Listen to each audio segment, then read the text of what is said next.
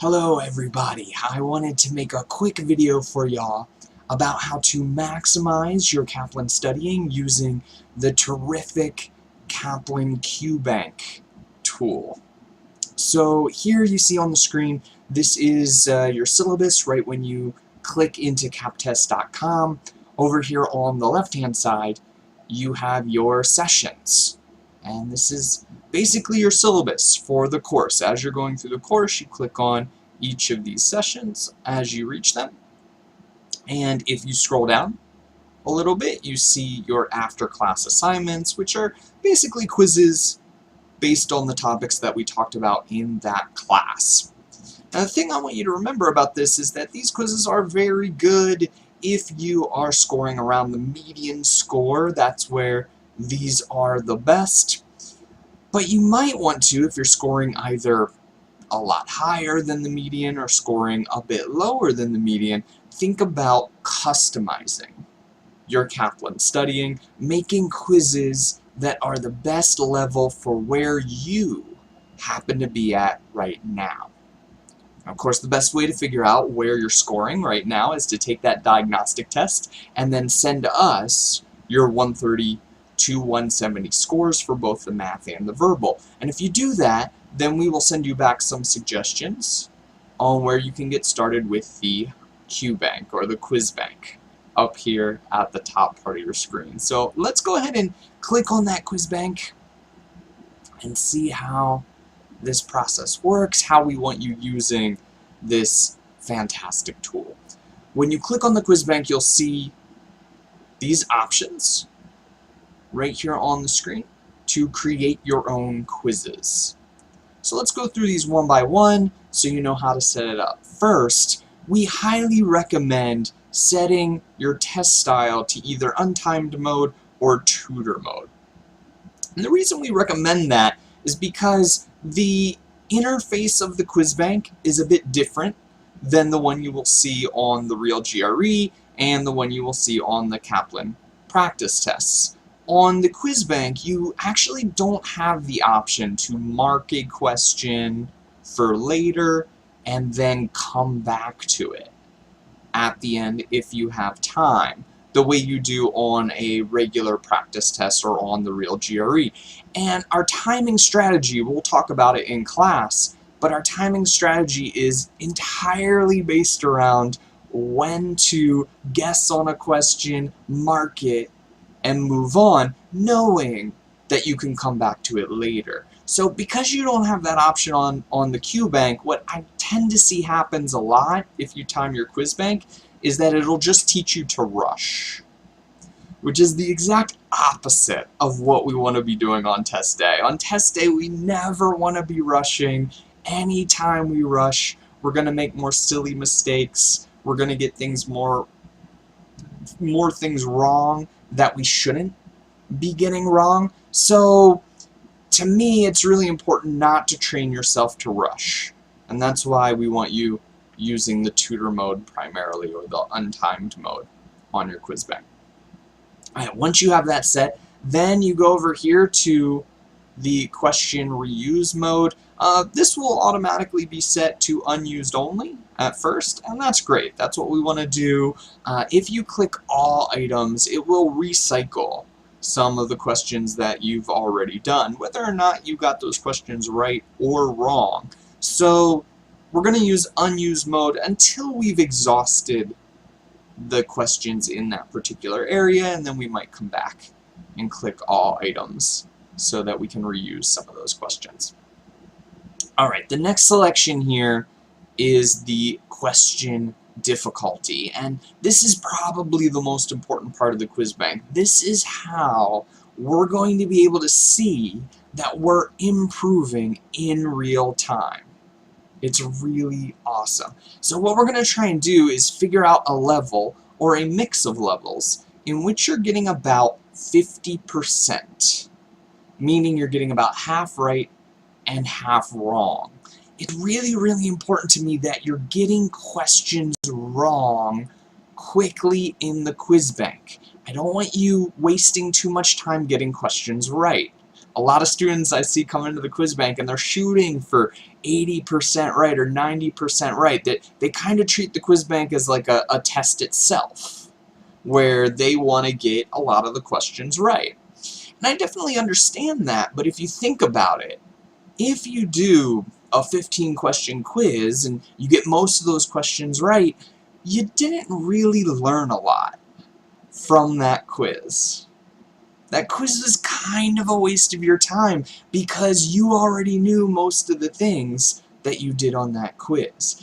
Instead, what we want to do is get questions wrong, because getting questions wrong is how we get better and how we improve.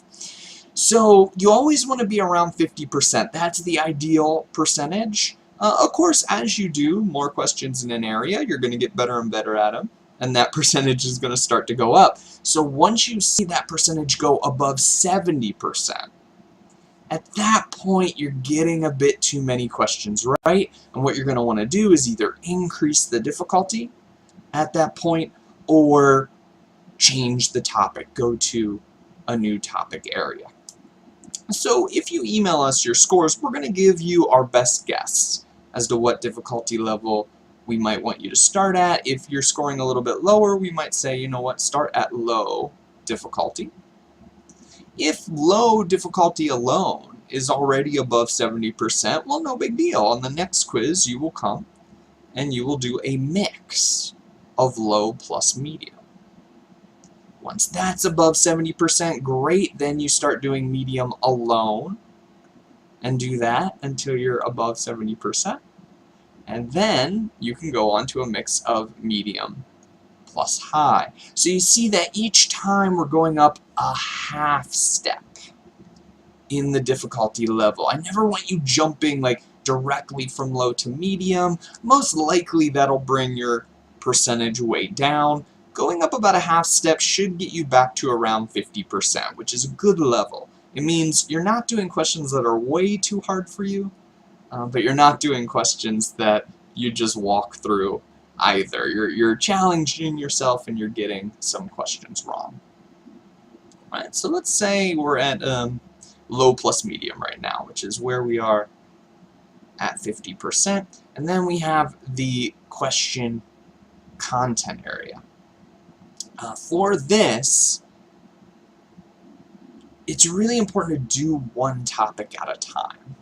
Because the idea behind the quiz bank is we want to start seeing repeat questions. There actually aren't that many different types of questions they could ask you in one difficulty level and one area. So for example, let's say I want to do algebra, because that's a key area. I want to make sure I have that up to medium before moving on.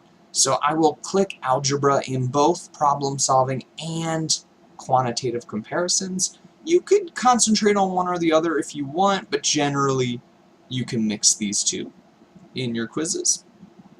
And I'll only want to do that area though, because if I'm at 50% for algebra at low plus medium right now, after I do a few quizzes, let's say about 3 or 4 quizzes on this area, I should be above 70% at that point if I'm really retaining my wrong answers and really storing them in long-term memory, because there's just not that many different types of questions they can ask us in this one area. If I decided to do all the areas in this difficulty level, well, it's going to take a lot longer before I start to see repeat questions. So most likely I'll be stuck at 50% for a much longer period of time if I do all of the areas. And that's why we suggest doing one area at a time until you get it above 70%, then either increase the difficulty or move on to the next area. Notice you can do the same thing down here in verbal. There aren't as many topics, naturally, in the verbal section, so mainly we're going to suggest concentrating on reading comp and reasoning for the quiz bank. Most of your increase in sentence equivalence and text completion will come from working on your vocabulary, which you should definitely be doing. Alright, once we have our difficulty and our area selected, we click Calculate to see how many questions are available. You can see here there's a lot of questions in low and medium algebra, that we can do. You have to have some questions available in here in order to make the quiz. So if you see a 0 pop up, it might be because you forgot to fill in one of these areas, or it might be because we're out of questions, in which case we need to click all items to get questions back in there. But now that we know we do have questions, we will create a title for our quiz. And my general recommendation is to put the date that you took the quiz. So I'm doing this on September 17th. I'll put September 17th. I'll put the topic so I remember what that is. And then I'll put the difficulty level as well so I can remember that information. And finally, I can select the number of questions that I want to do.